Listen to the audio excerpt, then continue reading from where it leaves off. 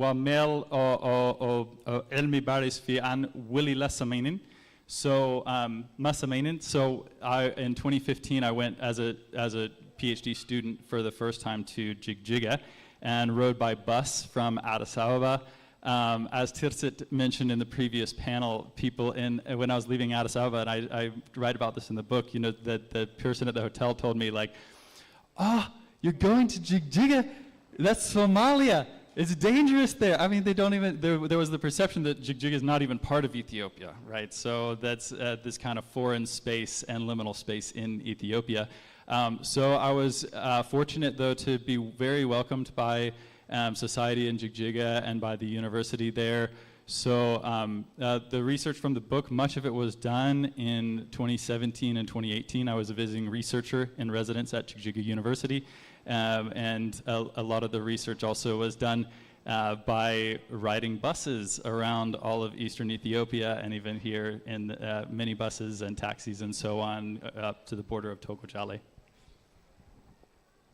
واحد كهذا الشيء and I'll also say it in English, so feel free to choose to answer in both. Like واحد كهذا الشيء سيدا تكو قاعد تشجيجا وحوين والوكاشة واحد تشجيجا واحد بدنا جمع قرن. Last night as I was taking notes, it was 10 years to the month, sorry, that I did a same one-to-one session with Christopher Clapham in Kenya and Naivasha. And those of you who know Christopher Clapham, he's one of the premier authors on borderlands and the Horn of Africa. Back in 1941 he started writing. And that session was about his reflections. This was 10 years ago. And what I remember from that was, when I look back, he was looking at highlands versus lowlands. He was comparing people, just like you said, those in Addis Ababa that don't even have an idea that Jigjiga is part of Ethiopia. They still believe it's part of Somalia. So my question to you is, adigo tixraacaya wixii Christopher Clapham qoray dadkii kaleba aduu dhinac kale ka soo gashay sidaan u buuga ka fahmay aduu ahmiyad waxa saartay siyaasadda guud iyo xamaasii doon laakiin dadka ku nool iyo sida ku nool yihiin iyo cadaadisan ka dhaxeeya dadkuna waa Soomaali haddana Ethiopian bay yihiin marka perspective ka aad qaadatay maxaad ku dooratay maxaana ka soo dhaxbaxay. Yeah, I think when we look at the previous research and writing that's been done, my first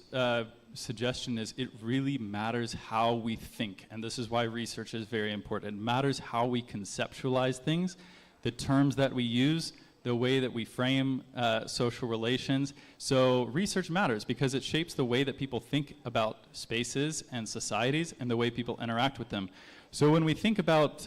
Jigjiga, Amagulahan, Deganka Somalida,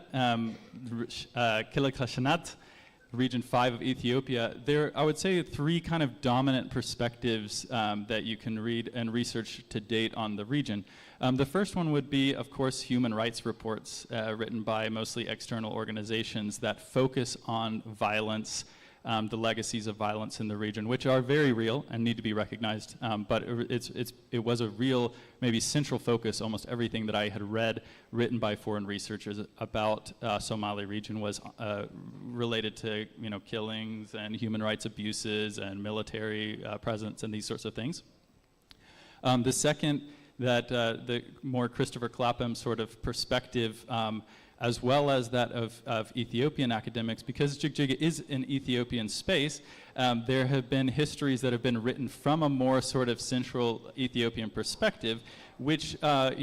they have a lot of value because they highlight the histories of Jigjiga and its integration with Ethiopia and also some of the conflicts there. But what they often miss is the cross-border connection with Somalia. So they focus on Jigjiga as part of Ethiopia. Jigjiga is part of Ethiopia. It's also a big cross-border trade hub, and it's the smuggling hub of Ethiopia. So it's very integrated with Somalia. Many of the people there have lived in Somalia at various points in their lives. Famously after 1977, in March 1978 when Ethiopia recaptured, when Somalia from Siad Barre's military, most of the Somalis fled from Jigjiga and went down. So you meet a lot of people who lived in Mogadishu, grew up there, and they were refugees at that time, and again refugees in 1991. They came back to Ethiopia. So that would be the second critique would be that of the kind of Ethiopianist perspective on Jigjiga. And then the third one would be the Somalia sort of Somali nationalism perspective on Jigjiga, which contrasts with the Ethiopian scholarship, tends to emphasize Jigjiga's place as, it's Somali. It's not really Ethiopian. And so you got these two sides writing about Jigjiga in a way that ignores what the other person's perspective is. It reflects the historical politics of Somalia and Ethiopia and their kind of contested claims over the space. So extracting from that, we can see there's an opportunity to kind of co-merge those two perspectives, or at least align them side by side. Because, like you said, there's a vested interest, perhaps, in the Ethiopian perspective in terms of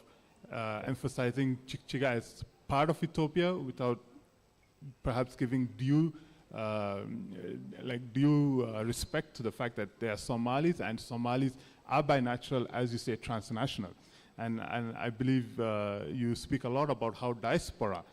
not even those who are living in Ethiopia, but they still have an impact on how the region continues to go about its business. But before I come back to the diaspora, I would like to give you ask you to give us a personal perspective on, you said 7-8 years ago, that was a precarious time in Jigjiga. And for those who know, it's about Abdi Ilay's, that was, I think, his final year in there. And you speak very eloquently about this in the book. So can you give the audience about how it was, how stressful it was, like being a researcher, as well as for the Somalis in living in that region at that time? Could you just give us a brief snapshot on that? Yeah, thank you. Anigu markii ugu horeysay oo aan Jigjiga imiday waa 2015 sidaan idin sheegay bas baan ka raacay Arsaba ila Jigjiga markii run ahaantii wax badan aniga ma aqaanin ku saabsan siyaasadda deegaanka Soomaalida Ethiopia markii hore aniga dadka Soomaaliyeed ayaan la joogay anigoo South Africa joogay aniga Maraykanka joogay si fiican waan garanay waa dad furfuran wax kasta way ku sheegi karaan sidaas waan ka fakray markii aan Jigjiga galay laakiin siduu Ahmed sheego waa xilligii Abdi Ilay iyo dalada deegaanka Soomaalida Ethiopia daladiisa ay jireen وعقبات وين إن علم بارس سميه حلقاس إساقو like حاجة نبت جليادة مركي وريسو إن جيجا أنقلاي ليو بوليسك وجيجا جدد كاي كوتشوغان أو like إسبار ميل والبر ود هليكارتا جيجا دحدا يو جيجا كو حران anigu sidoo kale dadka way ishakiyeen ma aaminsanin haddaan joogo tusaale ahaan haddaan la joogo dhowr qof oo is yaqaanan hadduu hal qof galo oo aan garanayn iyadoo dhammaan way aamusan jireen like waxba ma sheegayaan markii. So it was a big challenge just with getting people to talk. Like in badan banjoge, halkof, like kelige, ayan warasanjare.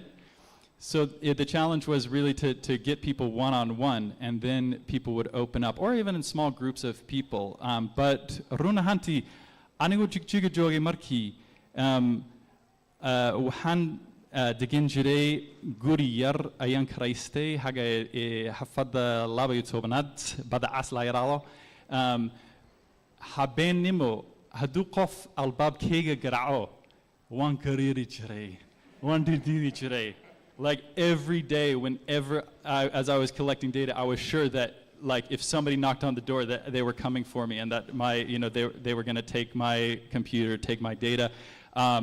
I really worked very hard to encrypt in all the information that I collected. Like I would take a voice recorder and I would record somebody and I would tell them, don't tell me your name, don't tell me your identifying information. You don't have to reveal anything about yourself. I'm just curious about your experience. And as soon as this interview is done, I will go and immediately I would encrypt the information. I would put it in a secret hidden folder on the computer, and I would delete it off the audio recorder, because you never know. The police can come to the house and ask you for those things. And so it was a scary time to be doing research. But of course,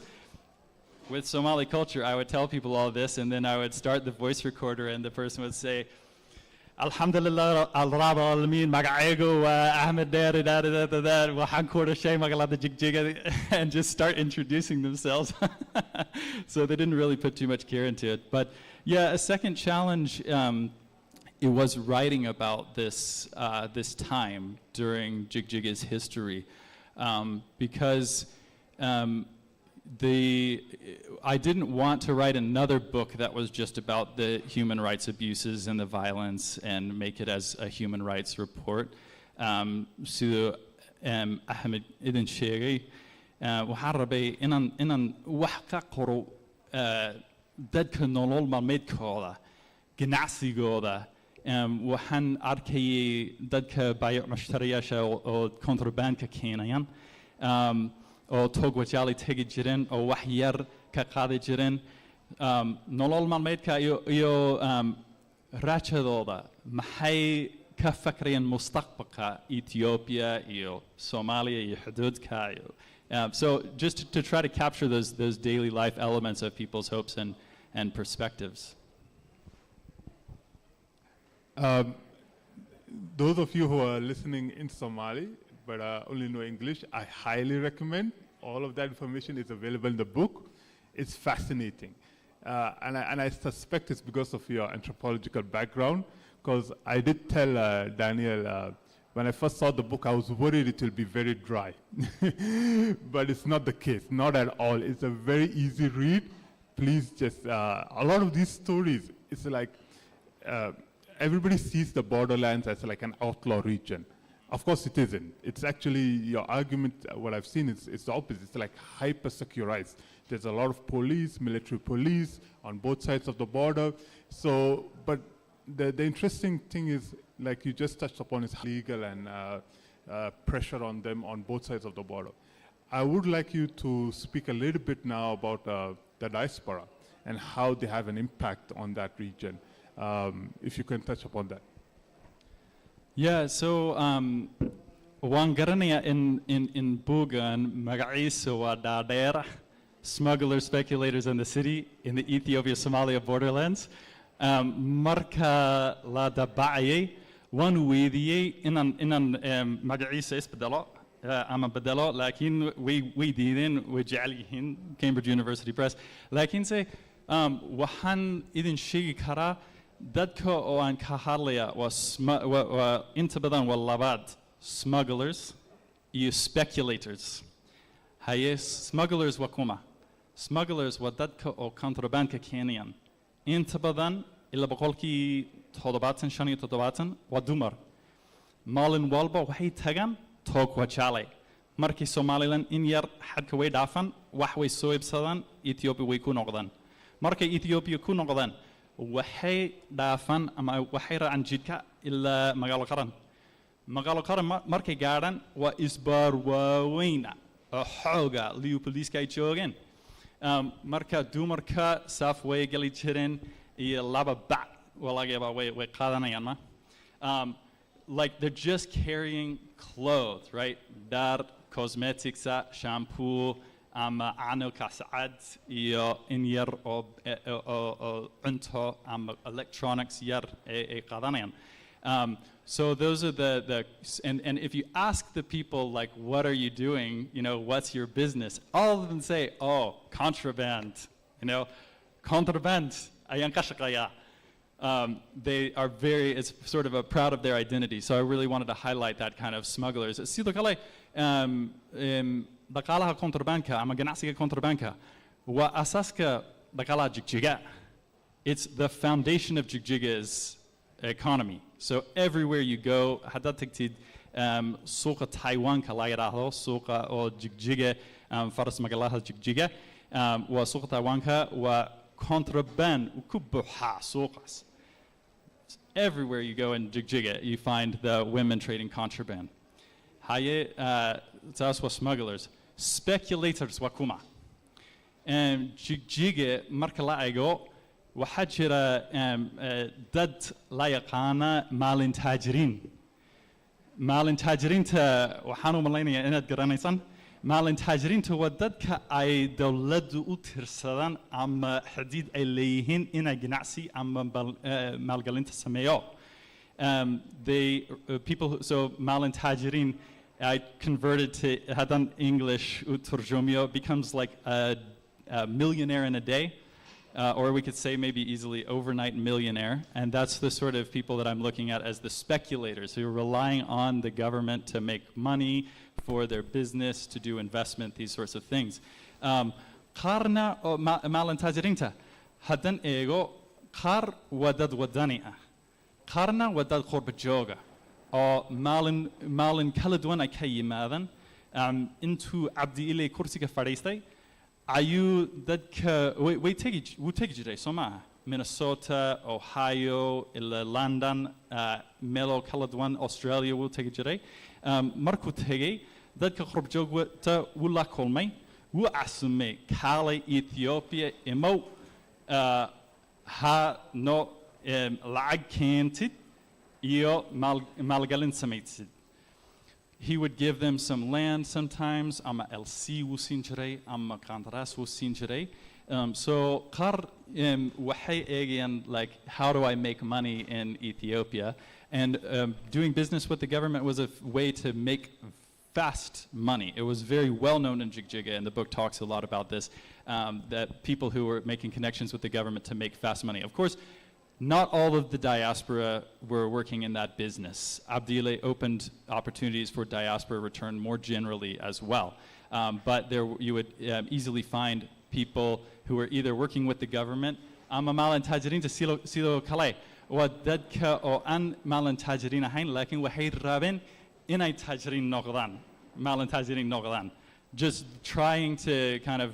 network with the government to make money and to become money. So the book is really examining how their lives, the lives of the smuggling and the lives of these kind of fast money making, people who are trying to get exclusive, monopoly markets, free land, contracts, these sorts of things. And their lives are intersecting in the city. Because, for example, you would find people who are connected to the government making fast money, and their mom is a contraband smuggler, So like, they're doing the business that's helping to close down the border. They get some big contract or something like that, and yet their mom or their sister or their aunt or someone like that is sitting on the street selling contraband. This is the reality of Jigjiga. I mean, the people there will always be part of the community. So even if the mothers and the parents are struggling and making a livelihood, if their children have the ability to go abroad and make money, they'll always invest back homeland. And that's the case in most Somali communities. I would like now to give the chance for the people to ask questions. So I have a suspicion Daniel will be a very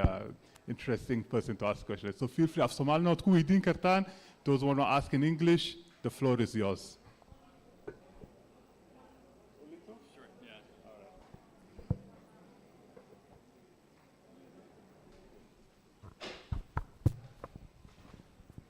السلام عليكم. قراءة لبس والودا ودينيا كعكابن.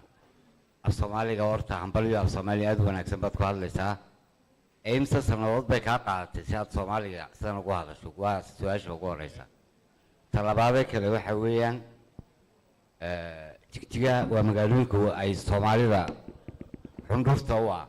سيدنا هرقيسا مقدشو جيبوتي تيجا نوي كوتشرتا. بركة تيجا مركز شوتي. maxaa kaa yaabiyo waxbaa kaa yaabiyo madaxa kaaga hadhaya haddii lagu yidhaahdo summarize your book in short way maxaad oran lahayd marka jigjiga laga hadlayo?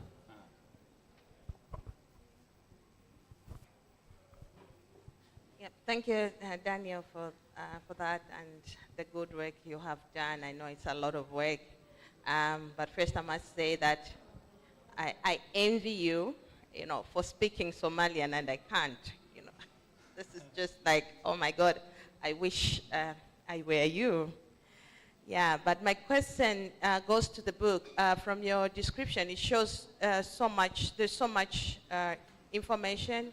so much intellectual knowledge in that book that can be very useful to local people to know. And I know the book is quite expensive for ordinary people. $70 is expensive, but you also explain that, you know, the publisher needs to get back their money, and after that, it will be on open access. From my experience, even that would not be a very practical solution to ordinary people, even in the area that you got the information from, because even open access is a very privileged space, such that ordinary people would not still access that information. I'm just wondering, you know, we get so much aid from outside on food, on, you know, yeah, things, a lot of things aid into Africa, but we rarely get aid towards, you know, knowledge that is produced so that an ordinary person in an ordinary home can buy that book and take it home and have it as their reference. I mean, not necessarily going to a library or to have open access, which is not open, I mean, which is not so accessible to ordinary people. So I'm just thinking if it would be good to have that book supported in such a manner that it can be accessed to ordinary people. We need the knowledge, and the people from whom you got the knowledge from would be nice to have that information. Yeah. Yeah, thank you. So let me actually start with the second question. So yes, thank you so much. I know, you know, when publishing as an academic with an academic university press, there are a lot of considerations. Of course, most university presses, the book comes out first as hardback, and it's very expensive. Not only $75, in fact, the list price is $120, very too expensive for a book. They sell it first to a lot of different university libraries. So first the book will go, both the ebook and the physical book go to university libraries around the world. Unfortunately, most of those libraries are outside of Africa because African universities don't necessarily have the capacity to subscribe for that subscription. So when I did publish the book, I negotiated to have it open. It will become open access, which means that anyone, anywhere can download a free PDF version of the book just from the internet, from Cambridge website. But that will come, I believe, next year. So this is the first the press will make their money by selling the book to libraries and so on. And then, I do, so I've asked university researchers who have funding to purchase the book. I let them know, yeah, it's expensive. Even here, I bought my own copies at the discount rate, so I have copies for $75. But that's the rate that I've had to pay for my own book. But once they sell enough copies, then the ebook will become free PDF, and also it will come in paperback, which will make it a bit cheaper. But I totally agree. It's so important to that we need to expand accessibility of research work in Africa. I hope that by having a copy here at the Hargeysa Cultural Center, at the Center for African Studies, and also I'm taking copies to Jigjiga University, to University of Kabridad, possibly to Haramaya University as well, that at least university researchers in this area will have access, and then we can see how we can expand access from there. Su-aasha koowaad waxaa ku saabsan sida aan af Soomaali bartay. Waxaan bilaabay anigoo South Africa joogay 15 sano ka hor. Anigoo gaboobay oo af Soomaali baranayay. Dhalinyaro baan ahaa markii, laakiinse waa ilaa inta badan oo af Soomaaliga waxaan ku bartay Jigjiga. Anigoo markaan PhD diyaariyay waxaan aad baan dadaalay inaan barto af Ingiriiska waan ka daayay oo af Soomaali kaliya waan ku hadli jiray. toban saacadood 12 saacadood maalin walba anigoo jigjiga joogay so waan dadaalay laakiin markii ugu horeysay waxaan noqday sida ilmo yaro kale oo 2 jir ah khalad badan baan sameeyay oo qosol ah. So it was a lot of effort. The second question, what surprised me the most in Jigjiga, you know, the thing that surprised me the most was the reason why I ended up writing the book. Because when I went to Jigjiga, I was at first expecting just a smuggling hub, a border trade town, a sort of dusty spot in eastern Ethiopia. And the first people I met when I went into a hotel in Jigjiga were people from the UK. Somalis who had come back to invest. And I was totally not expecting that. I was ready to practice my Somali, and they just wanted to talk to me in English the first day that I arrived in Jigjiga. So the presence of the diaspora during a regime, especially during Abdi Ile's time when there were huge human rights abuses going on, which everyone knew about, that was the thing that really surprised me the most and launched me on this research. So thank you. aad buu maasay Daniel mar waxa loo saaxiibtimo waxaan saasan ku gabagabeynaa insha Allah Daniel laakiin waad nala joogta Soomaa maanta marka hadaa la yiraahdo baribu baxaya maanta uu nala joogo qofkii marka aan Chance Salinu su'aal weydiiyo Daniel nala jooga waad la hadli kartaan aad baan u faraxsay shukran assalaamu alaykum waraxmatullaahi wabarakaatuh.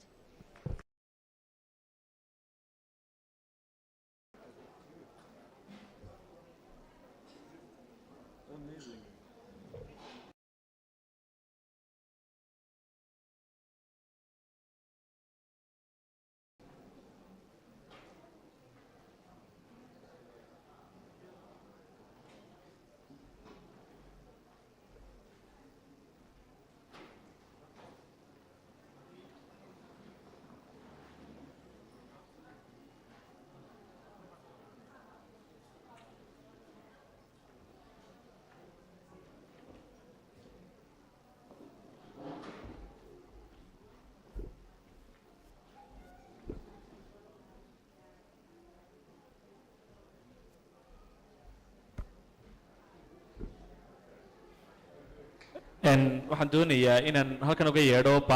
panelkan ku xigay oo ah panel qoraayada literature children bookska waxay noo xidhiidhin doontaa hoodo waxaan doonayaa inaan hoodo u yeedho si ay panelka inta kale ee la wadaagaysa haddii la yidhaahdo halkan uga yeedho waxaan idinka codsanayaa dadkiina inta xagga dambe taagan maadaama panelku inoo bilaabmayo inaad soo fadhiisataan waxaan ka codsanayaa dadka xagga dambe taagan in si panelku inoogu bilaabmo ay soo fadhiistaan.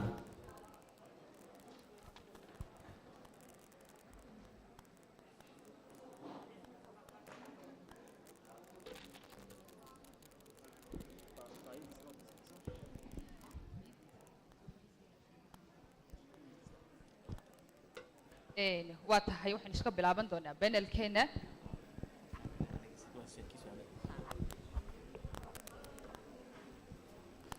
waxaan u yeedhi doonaa stageka igula soo dhaweyn doontaan Cumar Yuusuf waa qoraaga buuga sheegooyinka magaalada Guba sacabka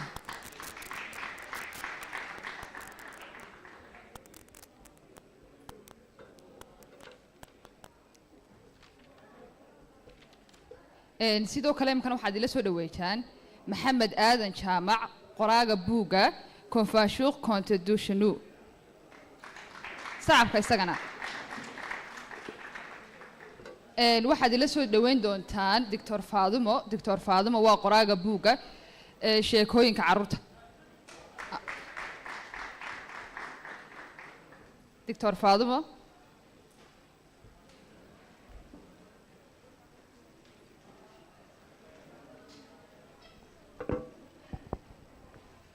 waa tahay sidoo kale waxa online nagula jooga Muuse Dalmar oo ah aasaasaha madbacadda ubad marka isagana waan soo dhaweynayaa hadduu igula jiro khadka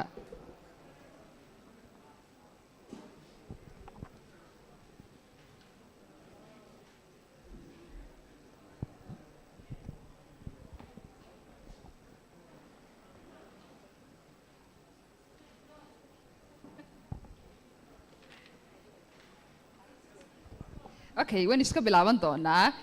waxaan soo dhaweynayaa maxamed iyo cumar oo garbahayga fadhiya in yaro faransiisana waan ugu tuurayaa waxaan leeyahay je te souhaite la bienvenue à la fête du livre de Hargeysa ayaan leeyahay kusoo dhawaada Hargeysa book fair kalkiisii 18aad waxaan doonayaa inaan microphone-ka iyaga wala kala baxo oo aan anigu iyaga idin sharxin mid walba waxaan siin doonaa waxa weeyaan background-kaaga buugaad qortay wuxuu ka hadlayo marka waxaan ka bilaabi doonaa Cumar بسم الله الرحمن الرحيم أتذكر كوا سلامتين dadka ka soo qayb galay maaragtay panelkan daawanaya anu Umar Yusuf baa la yiraahdaa dadayni sheeg maayo timaageed ka garanaysiin buugaan badan ma kala leeyahay ma badna ee waa ilaa 10 buug baan qoray luqadda Faransiiskan ku qoraa marka 2018 baa iigu horeysay inaan imaado book fair-ka maaragtay Hargeysa marka buugaanteed marka miiska dhigay dad baa iibsaday kasan ka yiri oday baan si fiican u sheekaysanay wuxuu iga yiri buugaaga isax buu iga yiri markaasaan ka yiri aan ku seexay wax afku ku qoray ma dakhri karaysa meebuud anigu waxay ku filan nin Soomaaliya qoray oo Hargeysa yimid oo Djibouti ka yimid sidaas aan iibsanaa buuga marka aanu isku noqdo waxaan sheegay marka dambe tagi doonta Hargeysa adoo buug af Soomaali ku qoran ma sida maahine ka qayb galin marka sanadkan iyo kala hore way suurta gashay inaan maaragtay sheekooyinkayga uu turjumo oo af Soomaali ka dhigo inkastoo kulliba maskaxdayda af Soomaali ku jirtay laakiin waxaan ku qoray Faransiis marka haddana dib baan ugu xadilay amba maaragtay dib nuqul baan sameeyay oo af Soomaali baan ku qoray marka sanadkan waxaan kaga soo qayb galay sheekooyinka magaalada Guba wax kala ma aha magaalada Djibouti dadka baadiyaha ka yimaada waxay yaqaanaan meel kuleel ah qiimuhu alaabta la iibsanayo uu qaali yahay oo dhan kastaba ka gubaysa marka sheekooyin maskaxdayda ku jirto oo dhalinyarnimadeedii aan xasuusanayo yaan ka sheekiyay waxaan jeclahay inuu ku heshiin intaan niga sheekeyn lahaa waxaan qoro kale buug la yiraahdo sheekadii Butida dad qalatadii Butida waa sheeko Soomaaliyeed oo jirta oo yaraantii looga sheekeyn jiray marka aanu inaan ka xasuusnaa baan ka qoray waa sida maaragtay dhowr maaragtay qaybood buu leeyahay waxa kale oo qoray anu macallin baan horta marka horeysa inkastoo imka hawlgabeen noqday oonan ka shaqeyn macallinimadii 7 sano macallin ahaa markii dambe waxaan noqday la taliyo maaragtay macallimiin tababara markii dambe waxaan u digarogtay buug soo saarka oo manhajka wasaaradda tacliinta ee Djibouti baan ka shaqeynayay oo waxaan qaabilsanaa maaragtay waaxda buug soo saarka halkaa baan 30 sano ka shaqeeyay aniga buug halkaa isu ka soo dhaweysay laakiin markaan iskuulada marayno aan maaragtay ardayda hor joogno waxaad arkaysaa in ardaydu haraad qabto dhaqankoogii afna ma baran kartid adoo akhrista mooyaan ku doon ha noqdo Ingiriis Mareykan maxaan ku raday Shiina ha noqdo luqadda aad baranayso doonaysa aad ku hadasho waa inaad akhrisato akhrisku wax la kala yoobaysaa afkii adoo akhriya ayaa isweydiinaysaa kelmadan maxay ka dhigan tahay isweydiinaysaa marka laga yaabaa in maaragtay tagaskaad akhriyayso uu ku furfuro macnihii waxaa jirta macno lagu fahmo markaad akhrido aad fahmayso macna kelmadda quraad markaad akhriyaysana dictionary baa la baaraayo qaamuus baa la baarayo laga helaa marka ani dabacad waxaan lahaa inaan carruurta u sheekeeyo hadday tahay kuwayga hadday tahay kuwa yaray aan adeerka u ahay aan iskuulka geen jiray marka anigii waxaan isku soo dhawaanay buuggii oo dee farsamadii baan bartay buugga lagu sameynayay hadday tahay sargoyntii hadday tahay soo daabacaddii way dhabeerad marka inaan buuggan doono soo saaro laakiin waxaan maaragtay qoraalku waa wax maaragtay sida wax ku soo mara dabeel ku soo marto kale adoo iska salbateero oo salbateer marka la waxa ka dhantahay keligaayo oo gabadh oo single oo gabadh guursan ayaan bay gabadh kaaga maraysaa waa sii jeesanaysaa marka inaad soo eegto ayaa leedahay wallahi tan waa taydii markaad guursanaysaa ayaan u bay ku qaaday inaan iraado sheekooyinkan uga sheegay ciyaalkayga baan bilo haddaad dhimato ciyaalka cid uga sheegay lawaay qorbaan sir halkaasaan ka bilaabay haddii talo waxay noqotay qasab bay igu noqotay inaan kolba buug soo qoro oo soo saar 19 buug hore qoray in muddo aan aamusnaa haddana waan ku celiyay sheekan qoray la yiraahdo walaalkii waraabe hal ciraaran u dhiibi jiray carruurteeda waxaan ka odhan jiray aniyo waraaba walaalahayn baan ka idhahda markaas ma dhici karta hooyada waraabe ma dhalintay soo garanaysa marka waxay dhahan macudey waraabe ma dhalin markaa siyada walaal noqonaysin dee waxay noqotay in anugu jiro oon sheeko mala awaal la sameeyo oon uga sheekaynayo oon ku caddaynayo inay dhici karto noqon karto mid kale aan haddana ku daray ayaanan meel xeeba soconay waxaan aragnay neef geel aan aragnay awr baan aragnay awrkaasoo dul fadhiyey baabuurtan xamuulka ee Ethiopia ka keenta xoolaha ee boorka Djibouti madakada Djibouti laga dhoofiyo awrkii baan ag joogsaday markaasaan wax la hadlay iska dhigay markaasaan iyageeda maxaad weydiiso waxaan weydiiyey waxaan arkay awrkii oo ishiisu ilma ka daadanayso waan weydiiyo maxaa kugu dhacay waan ka idho wuxuu iga yidhi dadku si ay galeen yaa waata maanta baawur baa lay saaray wiish baa laygu qaadi dhulan garaynin baa laygeyn reerahaygan waa laga soo qaaday marka shalkaan sheekan ka curiyey waxaan sheekada malaawaalku waxa weyn kolba waxbaa kugu soo dhaca moogta laakiin sabab weyna jirtadii oo waxa sabab nusuul baa marka xadiisada laga sheekeynayo marka waxa weyn waxbaa ku qabanayo oo marka markaad aabba tahay ama macallin tahay waxa ma garanay ma jirto ma la cidba kaama aqbalayso ilmaha kaama aqbalayo ardayga kaama aqbalayo sidaasaan maartay ku yimid ilaa maanta waxaan qoray imka 5 ciyaal awowhay alxamdulilah marka 5 ciyaal iyo kan aan u sheekaya marka inayr baa iga tiri waxay akhrisan jirtay markaan Faransiiska tago waxaan u soo iibin jiray buugaanta maartay ka hadlaysa princess amba ina boqor ya sheekooyinka baa akhrisanaysay waa boqorro joogay dhulkii barafka oo maartay sheeko cankaas kala sheekada sheeko qalad af kale ku qoran tahay marka laakiin in yar waxaan arkay inuu xiiseynayo markaasaan ka dhimay dhulkeena way jirtaa boqorad inayro boqorada marka Djibouti xeebta Djibouti iyaan meel ka qaatay waan u metelay ruwaayad waxaan u metelay sheekadii aan u metelay iyaa maartay iyaa noo suurta gelisay inaan sheekada qoro haddana ayaan Djibouti waxa jirta kaabad baa jirta dix baa marta dixda ayaan ka idhi dixda awoo man gali karnaa dixda ma ku maadhan karnaa wali mii baan ka idhi yaxaas baa jira kayga shay yaxaas u jira wuu jiri jiray baan ka idhi ma jiri haddaan arkayne wuu jiri jiray halkaana sheekan ka taxraacay oon ka sameeyey marka imka u dambeysay imka buugaas weli Djibouti ma soo gelin waxa weeyaan maxaan ku dhahdaayey annagoo baadiyaha soconay diin baan aragay diinka waxaad moodaa maaragtay qoloftiisani inay jajabantoo laisku toltolay yaada moodaa waxaan ka idhi markaa diinku markii hore caankaa ma ahayn wuxuu ahaa diinku gabar qurux badan oo timo dheer oo timeegu madow yihiin oo markay cayado qabato hilaacaya marka halkaana sheekan ka abuuray kolba say ii qabato sheekada yaan qoraa maanta waxaan doondoonayaa hadaad igu caawin karaysiin sheekooyinkii cigaal shiilaad sheekooyinkii arraweelo sheekooyinkii maxaan ku dhahday dad qalatadii oo qoran oo af Soomaali haddaan helo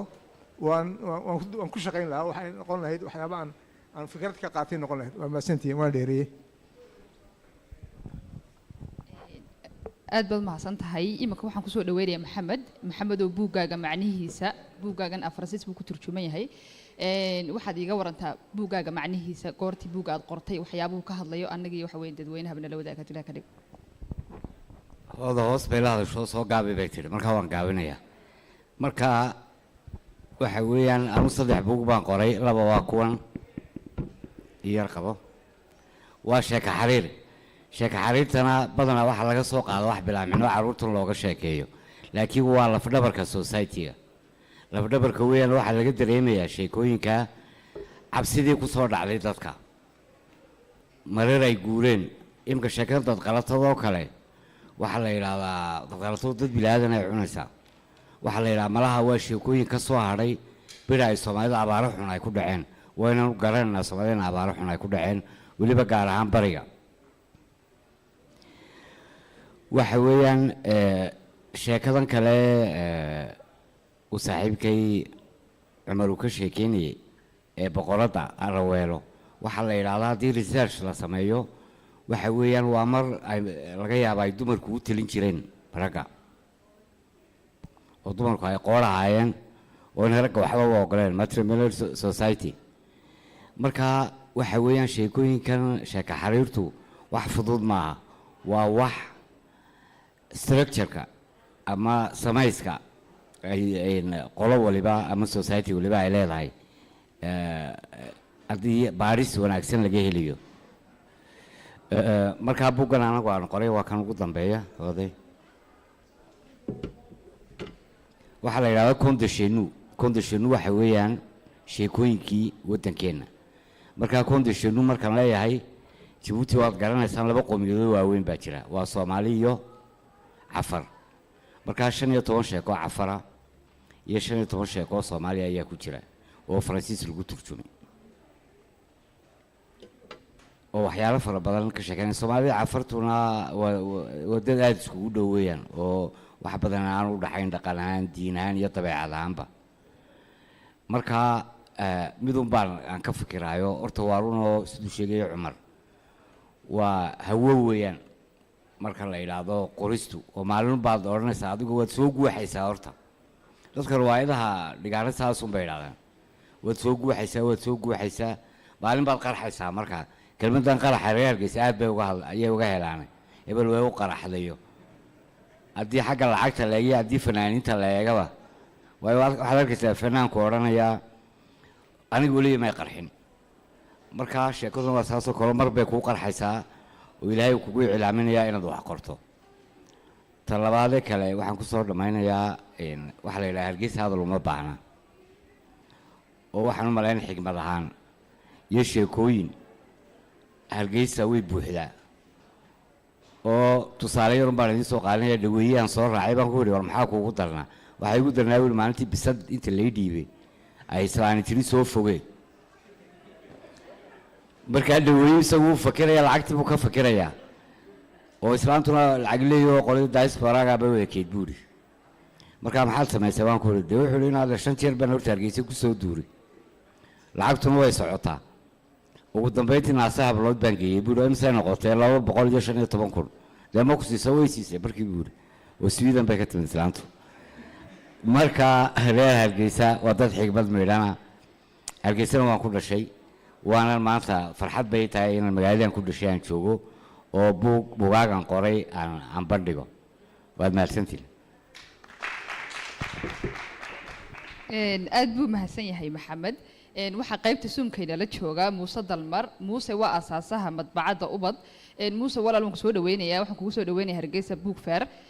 kalkiisii 18aad soo dhawow waxaad walaal warbixin naga siisaa madbacadaada xilligaad aasaastay waxyaabihii kugu kalifay inaad madbacada aasaastay aad iyo aad maasantay walaal magacaygu waa Muuse Ciise waxaan deganahay Stockholm Sweden 15 sano dambeeyay waxaan ku hawlanaa ururinta iyo faafinta iyo soo saaridda suugaanta carruurta kuwaas oo aan hab buugaag ahaan u soo saarayay sidoo kalena aan ku hawlanaayo aan la kulmayay carruurta iyo waalidiintaba si aan sheekooyinka ugu akhriyo wacigooda hawlaha ku saabsan aan runtii qayb uga noqdo buugaagta badan aan qoro waxaan ku qoraa Soomaali iyo Swedish dhowr buug oo af Ingiriisi loo turjumo way jiraan iyo afka Danish iyo afka Tigray Eritrea laga hadlo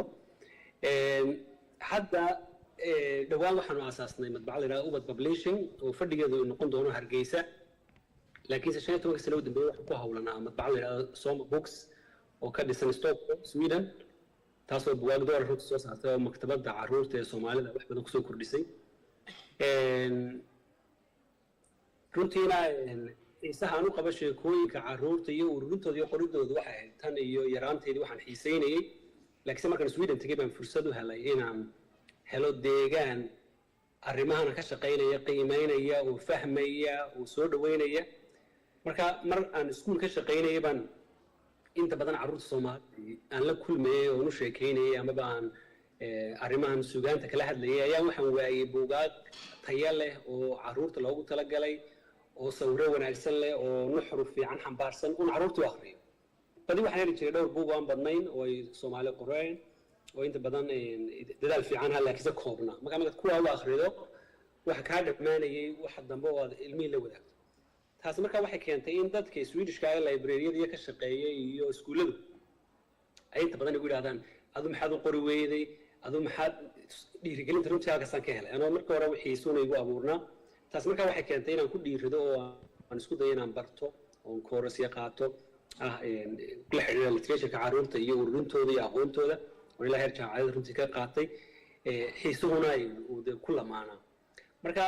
muddooyinkii u dambeeyey aduu 15 sano u dambeeyey hawshaasaan ku hawlanaa bugaagta carruurta ee turjumay afka Swedishka iyo af Ingiriisiga kasoo turjumay Soomaali kasoo dhigay hadda ay 15 sano u dambeeyey ilaa 100 buug way ku dhadhow yihiin waxaan ka fikiraa inta badan inay bugaag tayo la noqdaan oo hard cover baan ku daabacnaa sawirro illustration fiican bay leeyihiin keligeena ma sameeyo team baan runtii nahay ilaa 6 qof baa ila shaqeeya oo doorar kala duwan qaata dhinaca noqoto sawirrada qaabaynta faafinta marka hawsha runtii wax madaynayna wadamada waqooyiga Yurub aan ku guuleysanay inaan baahidii carruurta ay u qabeen inay af Soomaaliga ku helaan buugaag aan daboolnay taas marka keentay inaan ku dhiirano inaan haddana Hargeysa ama baadee wadankii ama gobolkii inaan iyadana soo gaarsiino dadaaladan 10 sano u dambeeyay Hargeysa ku soo noqonayay dadku waxay weydiinayeen buugaagta carruurta runtii waana hawl culus oo dhaqaale u baahan oo hawl culus oo awood u baahan marka hadda waxaan ku dhiiranay inaan aasaasno madbacad cusub la yiraahdo ubad publishing oo fadhigeeda Hargeysa noqon doono haddana buug feerka sanadka ka soo qayb gasho miis ku leh buugaagtii iibinaysa buugaag tobanaan soo daabacno keenay waana bilow cusub oo ku rajeynayna inaan halkaa ka sii kordhino wax soo saarka sanad kasta wax ku soo biirino maktabadda carruurta runtiina carruurtu marka noqoto suugaanteena tii miyigii mooyaane marka magaalada la soo galay ama qurbaan noqoto magaalada waa noqoto Djibouti Hargeysa Muqdisho carruurta Soomaalida magaalada ku nool inta badan ma helaan buugaag akhristaan waxaad moodaa haddii ay akhristaan inay afafka ku heli karaan weliba kuwaas inay yar yihiin marka waxaan doonaynaa inuu noqdo aanu noqono shirkad ganacsi laakiin ay noqoto dhaqdhaqaaq aqooneed oo wax ku soo kordhiya waxbarashada carruurteena Soomaaliyeed kuwaasi oo uu buugaagtan soo saareen ay noqonayaan kaabayaal anfacaya ama kaabayaal caawinaya oo kaabaya manhajkooda waxbarasho bal waxaa la yiraahdaa carruurtu 80% ereyada yaqaanaan waxay ka bartaan buugaag ay akhriyeen kuwaasoo inta badan kuwan manhajka ee formalka ay ka dhiganayaan laakiinse waqtiyada firaaqada amaba kaabayaal ahaan ay u akhriyeen oo macalinku u diray oo u badan sheekooyinka inay ka bartaan marka waxaa la yiraahdaa ilmuhu markuu yahay 7 jir waa inuu qiyaastii yaqaano 7,000 oo erey qiyaas ahaan markuu waa marka wax loo akhriyo lala duwa maalinta 17 jir gaadho ama 18 jir gaadho ee dugsiga sare uu ka dhameynayo ama dhameeyo waa inuu yaqaan ilaa 70,000 oo erey kaasoo wax xurin kara gabay samayn kara sheeko qori kara gola ka hadli kara waxbarashadiisa ku fiicnaan kara cursi qori kara laakiin haddana ilmaha aan loo akhriyin oo iskuul tagayay oo manhajka de wixii loo dhigay uu ka shaqeynayay laakiin si aanu helin qoraallo u akhriyo sheekooyin akhriyo oo khiyaalkiisa kordhiya oo wax ku soo biiriyo ereyada sanduuqiisa ku soo kordha wuxuu yaqaanaa 17 marka faraq waad garan kartaan in ilmaha waxa loo akhriyo waxna akhriya uu noqdo ilma abqariya dhiiran hadli kara xaqiisa dhaxsan kara ku dhiiran kara inuu xitaa golayaasha la isku yimaado ama su'aal weydiiyo ama ka hadlo iskuulka hogaamin kara goobaha shaqada ku guuleysan kara waxaasoo dhan waxay keenayaan marka in ilmuhu noqdo ilmo isku kalsoon oo af weliba kiisa oo yaa noqde uu ku shaqo tago amaba uu ku hawlgalo helo marka runtii waxyaabahan rabnayno aad xoog u saarno waa taas wixii dambe su'aalaha jaalay weydiinaysan waan ka jawaabi doonaa waad mahadsan walaal aad baad mahadsan tahay Muuse runtii wuxuu buuxiyay baan oran karayaa kaalin inaga maqnayd kaalin bulshada Soomaaliyeed ka maqnayd waan xasuustaa markan qorayay buugaygii hadda ku baahanayo isaga laftarkiisu ka hadlay barbaarinta ubadka on sanad ka hor kalkiisii kalkan ka horeeyay aan halkan ku soo bandhigay waxyaabaha ugu badan ee waxa weeyaan Soomaalidu ka cabanaysa bulshadeena Soomaaliyeed waa inay halka carruurta cid badan waxba ka qorin amba publishingkeedu ay aad ugu yar tahay waxaan ku leeyahay walaal shaqo fiican baad qabatay aad baad mahadsan tahay waa tahay haddaan u soo noqdo Cumar oo sheekooyinka aad qortay buugaaga aad ku xustay ma sheekooyin waxay u badan yihiin mala awaala mise qaar waxay u badan yihiin xaqiiqa sidoo kale ma ku jiraan sheekooyin ubadka dhiirigelinaya oo naftooda dhiirigelinaya sheekadan sheekooyinkii magaalada guba waa dhowr sheeko oo saddex socota ilmuhu hadduu sheeko quraatay oo u qorto markuu dhameeyo wuxuu doonayaa mid kale inuu ku xidho haddana marka waxa weeyaan waxaa suurto gelinaysa in sheekooyinkaan isku xidhay oo camal fiction oo kale aan iskugu xidhay ama mal awaal yaan iskugu xidhay وحوين وحكب العميسة أرضي داردي سكول كل عياريسة مركزهم مد أصحابتي كميدا يا كلي يجوني وجو جيد بكثير سنة مركز ويد إن كاسب هو عقوي الرب شاوية وعيار جري ومعلمينتو أي مركز قبل جرين وحول جرين مركز يركي ما أنت محاكوا علي وهذا الواي مركز مشكلة ده هيستقفكم كهذا الواي عم بو وفكرة وكلي يجوني وجوكسدو مركز ويسرع عنه ويسرع عنه أصحاب دي إسكو حافظها هاي مركز ده سؤال واحد جرتي بامبديرو أجاكم من جرين وساي مركز يقولوا قريان هو يقول عين وسخده وكبد بس صعير ثاني يقولون أجاهم مرين أنا اسمين جري سلا وحنقصوا قادنا وحاول وحي أنصام مريوين لكن والشيء كانوا قدك مركز كي يرى سلان جبوتي واحد جرتي بريه واحد جرتي دبر لورين جري بيولي وحوين وحن بارسنتي أم بقربت أم بوحن بارسنتي تنك بيها حافظه وجيجيلس بريجي فرانسيسكو جوجي سنة دي لحد ما يجي بامبدي مجري مركات دو مركاب شقين جري ودبر كو قاي جري بيها أم بتنا كان نقطة أم بقرب ده نقطة إسلام بقى صور بعد كيار ما كان صور يا عبد الشكور هي أو نكي ولا كم اللواية ما لها لا كثرة إنما دي سابت جوا سوجي سويدي هي والمحل نقول شيء يقول ولا كان قرمة ولا ليالت وكير بعدين لكن هو دي يدوتهاي أو أجانها ويدو كرسنيسي مركا كاير دي بعدي وها أمسنا عروض المعيار جرين مركا أيام بالوايدي شو كذا كسر بلا مسح أصحابتي باتري وهم بعدي قوبينا ملك سنتيجينا وحنيجينا هالكون مري بنسوي هلنا إسلام تيجي واحد دونتي إسلام فارسي وتكتي وواحد تري فالي كيرا بوهي يالكي واحد مرن لكل عيال جرين بمرن واحد لكل من أول اللي رادوا عبد الله